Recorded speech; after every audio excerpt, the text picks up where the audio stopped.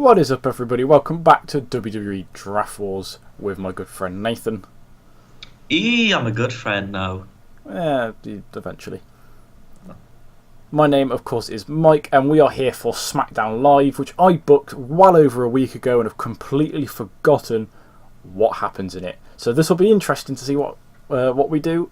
We're going to get straight into the show. We have two pre-show matches, and first up we have the Ragtag Team of the three T's. It's Triple H's cousin. Better have 3 T's and 3 K's. Yeah, that's a WWE 2K gimmick. Special. We have Tony Nese, Ty Dillinger, and Tyler Breeze defeating the team of Arya Daivari and the B Team in just over 8 minutes when Nese picks up the win on Daivari with a 450 splash. Ooh. Breeze unfortunately off his game, but still gets the best performance of the bunch with a 51. Dillinger a 40, Nese a 46, Axa a 49, Dallas a 38, and Daivari actually fairly impressing with a 50. If you had to kill 5 of these men and save one of them and keep only one of them alive for your SmackDown Live roster, who would you save and why? Probably Tyler Breeze. And why? Because he's got a tag partner. And they're decent and they're quite funny. And also he's quite attractive. There's the answer. And Tyler Breeze, in my personal save, part of the Anti-Fun Police. Ooh, Fashion Sergeant. Yeah, Fashion Sergeant Breeze and Fashion Sergeant Dango. T-Breezy. What happens in the next pre-show match? I don't know, Nathan. Why don't we have a look? We'll have a look. It's a 3v3 women's match. As Asuka, Becky Lynch and Naomi defeat Carmella, Mandy Rose and Nikki Cross in 7 minutes 46 when Becky taps out Mandy Rose with a disarmer. Some good performances here from both Becky and Asuka. Becky getting 75, Asuka a 77, Naomi getting a 53, Nikki Cross a 43, Mandy Rose a 46 and Carmella a 44.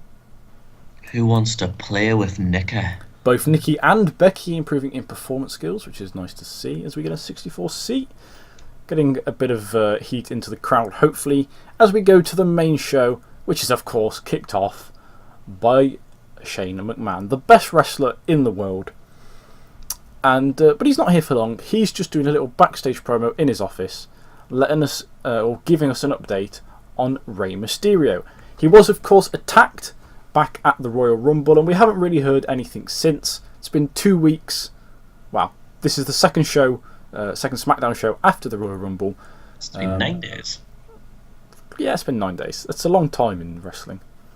Yeah, 9 whole days. Longer than most title defences. Yeah, think of the things that you can do in 9 days.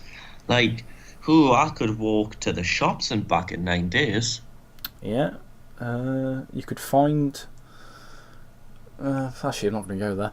But yeah, so Shane McMahon addresses the Rey Mysterio injury, says he's out. He will be out until after the Elimination Chamber. Hopefully he'll be back soon before then. He's just got a bit of a concussion, and he doesn't know who attacked him, but they're working on getting the CCTV footage from the venue.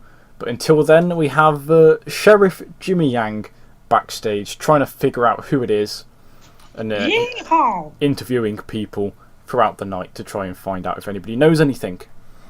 Howdy, fellas. But next up, we have a match between Braun Strowman, Jinder Mahal, and the Singh brothers. And it is Braun Strowman who comes out with the victory in 4 minutes when he pins Sunil Singh with the running power slam, with Jinder Mahal and Samir Singh stacked on top of Sunil, as Braun handily defeats all 3 of them. R.I.P. Jinder. Yeah, so with that, Braun cements his slot in the Elimination Chamber. Sort of a little, not really a punishment per se, but kind of a punishment for Braun attacking the ring crew at the end of SmackDown last week. And but not really much of a punishment, because at the end of the day, it's Jinder Mahal and the Singh brothers. But good performance by Braun, decent performance by Jinder, and the Singhs were just kind of there as Braun improves in his Rumble and his performance skills. It's a big win for Braun. 56 C-. Yeah, decent little win. performance. Got a lot of momentum going into the chamber, does Braun. Yes, he does. Needless to say, he had the last laugh. After that, and then this one is going to need a little bit of backstory. Lio Rush comes out. Well, we cut to the break after the Braun Strowman match, of course, because it's wrestling on TV in America, so there's adverts every literally 30 seconds. We cut back to the ring, and The Miz... I couldn't hear you there over that advert. Sorry, The Miz and Curt Hawkins are doing Miz TV. But they're interrupted by Lio Rush, and he's on his own. There is no Bobby Lashley this week. It's just Lio Rush, The Miz, and Curt Hawkins. And Lio Rush comes out with his microphone, and he goes, Miz, you've crossed the line. You got my good pal Bobby Lashley arrested, and you framed him. So Nathan, why don't you talk through what happened? Well, Mike, it was about a week ago at this point, and we got a little message. The story was broken on TMZ.com. Ryan Satton's been posting it all over Twitter, and yeah, Bobby Lashley's been a naughty boy, and I managed to actually get exclusive footage. So this is an exclusive, a huge scoop, as they say in the media world. But Bobby Lashley was seen intoxicated, you know. He'd had a bit of a drink, you know. Things haven't been going too well from lately. Him and Leo weren't able to become SmackDown Tag Champions a little while ago, and it's really hurt them, you know. And he's had to be around Lio Rush a lot, which does take its toll on a person. But, yeah, so he went out for a drink.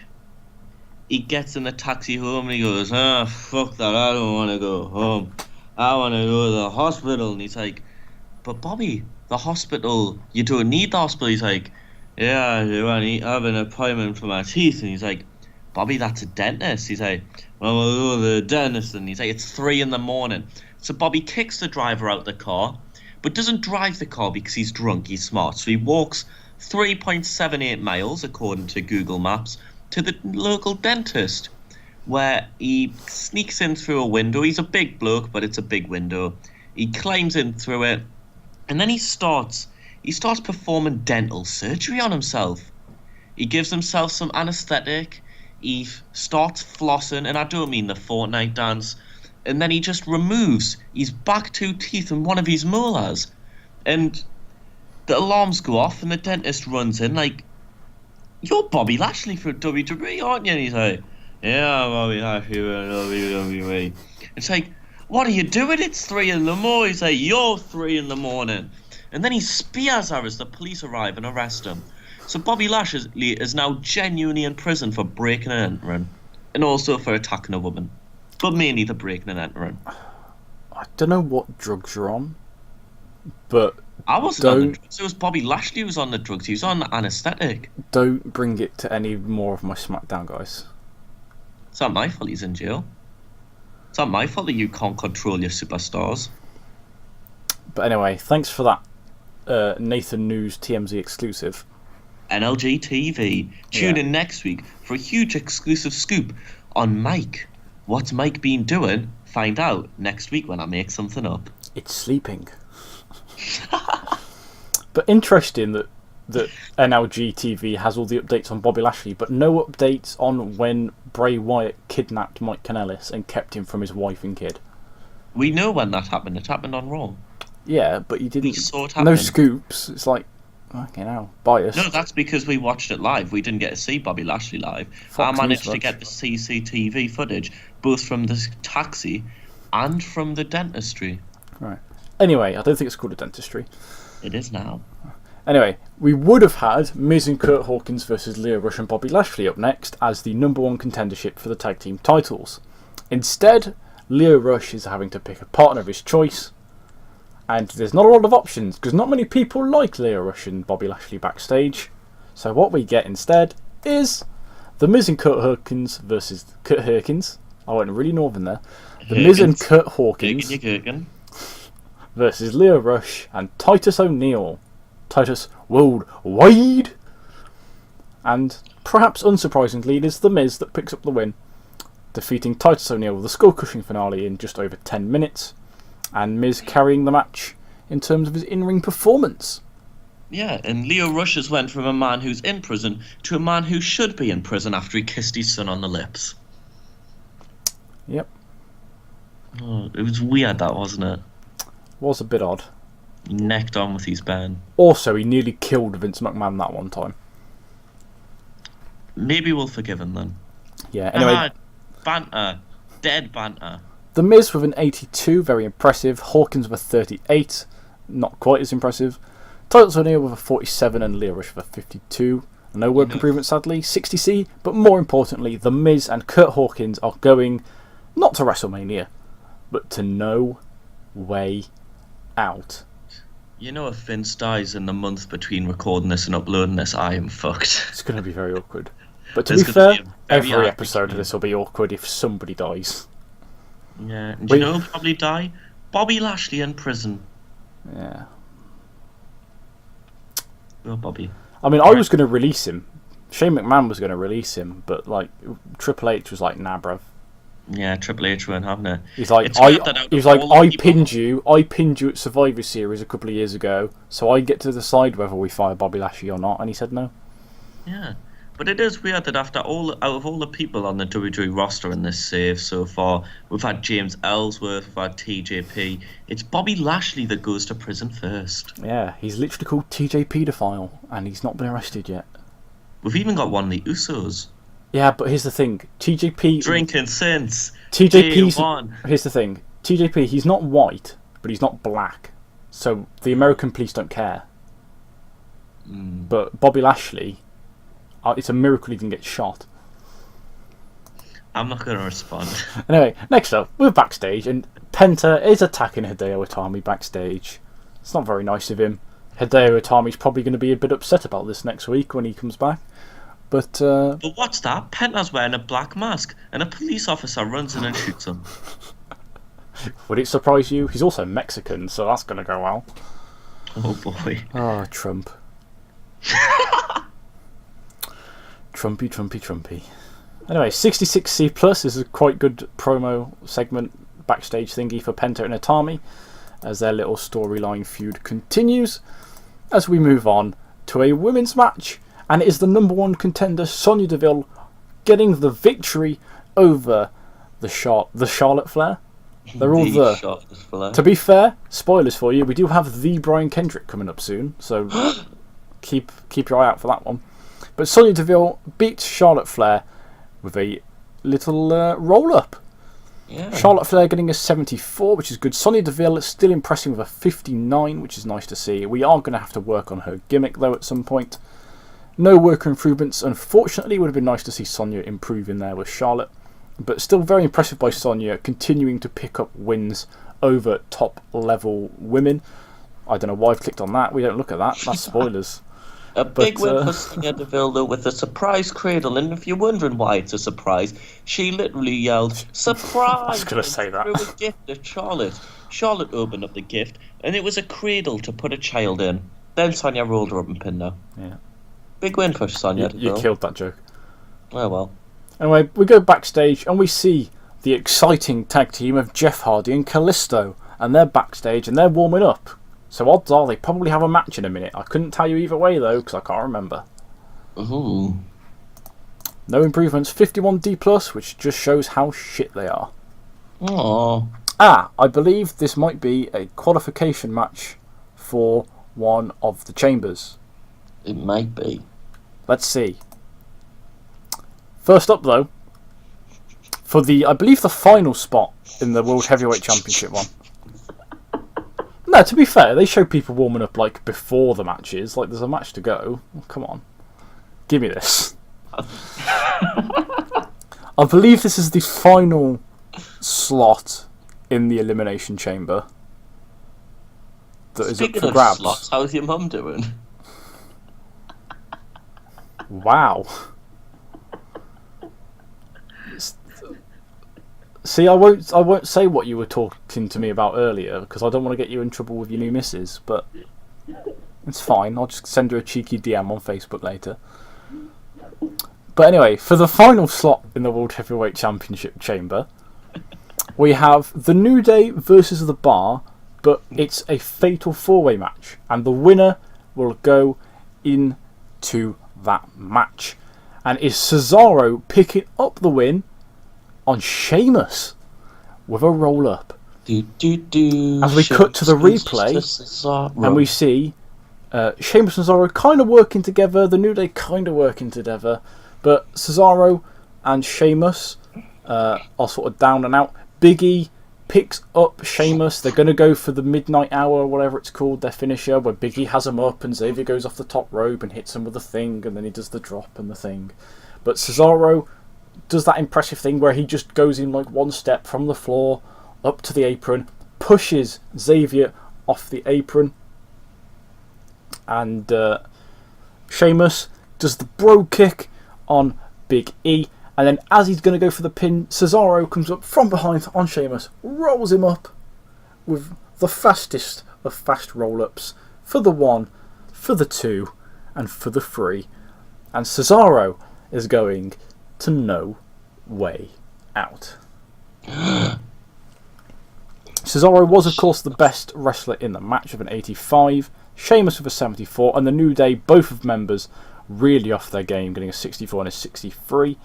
Which is still pretty good, but not amazing. And yeah, Cesaro pins his tag team partner to get to the pay-per-view. And that shot at the WWE World Heavyweight Championship. A big win for the Big C. Yeah, no work improvements as we move on.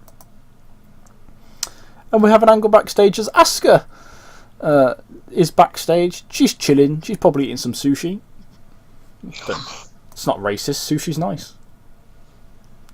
There you go. She sat with Naomi as well, and Naomi's eating sushi too. Go fuck yourself. Why is Naomi not in the angle?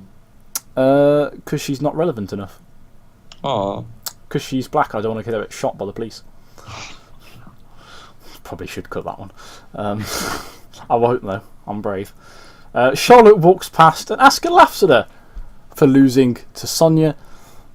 Says Asuka would never lose to Sonya Deville. I think she has at some point though, probably on Talking Smack. We won't go on about it. But we're role playing. It's WWE. What'd you expect? They tell lies all the time. Sonya's very underestimated though. She's my favourite character in 101 Dalmatians. Sonya Deville. It's very cruel though. You're making that joke every time we talk. But yeah, Charlotte, she just sees Asuka laughing at her and she snaps and she just attacks her. Charlotte goes mad. She turns heel, Nathan. Can you believe it? It went badly because we've turned too many people and I forgot to change her gimmick as well, which isn't the best, but oh Jesus. She's still an old school face. But Charlotte snaps, attacking Asuka, and that gets a 66C plus. Pretty good. Naomi just sits there eating a sushi. Doesn't want to drop it. She's hungry. Who have we actually turned in this series? Do you want the list? Yeah, who's that actually been? I don't know if I've turned. I can't think of any off the top of my head. No, you've done a couple. We'll take a look after. But anyway, we'll move on because this is long enough as it is. Next up, we have a match between Chadley Gable and Heath Slater, and it was fucking shit. Have I turned Rusev? No, I think he was No, face he was anyway. already face. Because Rusev Day. That's enough about that match. There's probably a reason behind it, but I can't remember. Well, a big victory for Chad Gable nonetheless, who's looking to become United States champion in the near future. And that'll give him a bit more momentum going into the chamber. You know what? That might have been a match to get into the chamber. I can't remember, honestly. But next up, who cares? We're backstage in Shinsuke Nakamura's locker room. And he has his own locker room because he's Shinsuke Nakamura. His name's not on the door, though, because that would be too big of a door. An Asian and an Asian. Yeah. So we have Jimmy Yang knock on the door, lets himself in because he's Jimmy Wang Yang. Goes up to Nakamura, taps on his little sheriff's badge, and goes, "Oi, Nakamura." Doesn't say it like that though, because he's Jimmy Wang Yang and not me from the Midlands. Howdy, partner. He's I'm like, the sheriff of down here parts. "All right, Bab. How's you doing?" Say that either. He's Trent 7. Just basically questions Nakamura on his whereabouts during Rey Mysterio's entrance or attack on Rey Mysterio at the Royal Rumble. I believe Nakamura was the entrant after Rey Mysterio, So he would have been in and around the area at the time. But Nakamura, he doesn't speak English, because that was a gimmick. And basically, Jimmy Yang gets nothing out of him. Nakamura goes back to doing some weird stretches or some weird Michael Jackson dance moves, whatever he does. Hey, Shamon. Never do that again. My throat went I noticed. That got a 66C+. As we move on. And I was right. Jeff Hardy and Kalisto were prepping for a match to get into that Battle Royal. Not Battle Royal, Elimination Chamber. The Elimination Chamber Battle Royal. As Elias and Penta, there's probably a sort of a mashed up name. Shinsuke came in the Rumble way after Rey Mysterio. Did he? Oh, fuck it. Yeah, he came in after CM Punk. Oh, wait, sorry, Bray Wyatt. Oh, yeah, that was the thing. But yeah, Elias and Penta defeat the team of Jeff Hardy and Kalisto in 10 minutes, pretty much exactly, when Penta defeats Kalisto by submission. And despite the fact that I have given Penta multiple submission finishes, he refuses to use them. He refused to lose. Just as we're not defiant. He just does a different submission every week to get the wins because he's that good at submissions. We're not defiant, but you know who is defiant? Penta, refusing to play by your submission rules. Yeah. Also refusing to be good in this match as he's really off his game. Getting a 64, which still isn't terrible, but not great. Kalisto getting a 58, Elias at 51, and somehow 90-year-old Jeff Hardy with 2 working bones in his body that he hasn't broken yet, getting a 71. Anyway,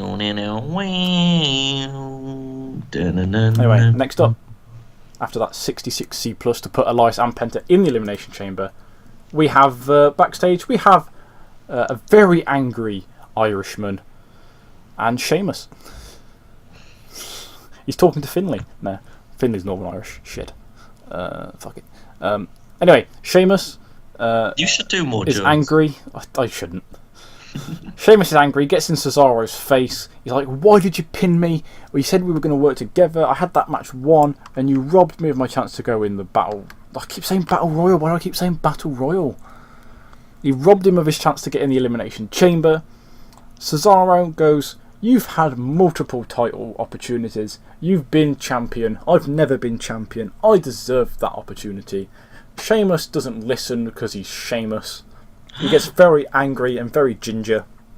Starts shouting at Cesaro again. And Cesaro just walks off. There's cracks forming in the bar, which probably means that the bar is not safe to handle any type of weight whatsoever. It's not load bearing anymore. And I guess it's a shame for fame. Your lobster's dead. A careless team who could wind up dead. Anything else? You wear your sin like it's some kind of pride.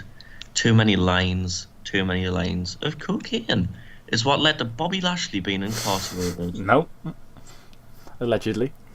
These words are true and I'll Next segment. This is a fucking clusterfuck. I told you that Brian Kendrick was turning up, and he was just as bad as you'd think. He's really off his game, got a 52 as he loses to Daniel Bryan in 8 minutes. But Daniel Bryan, very impressive, with a very good 90. And he makes Bryan tap out.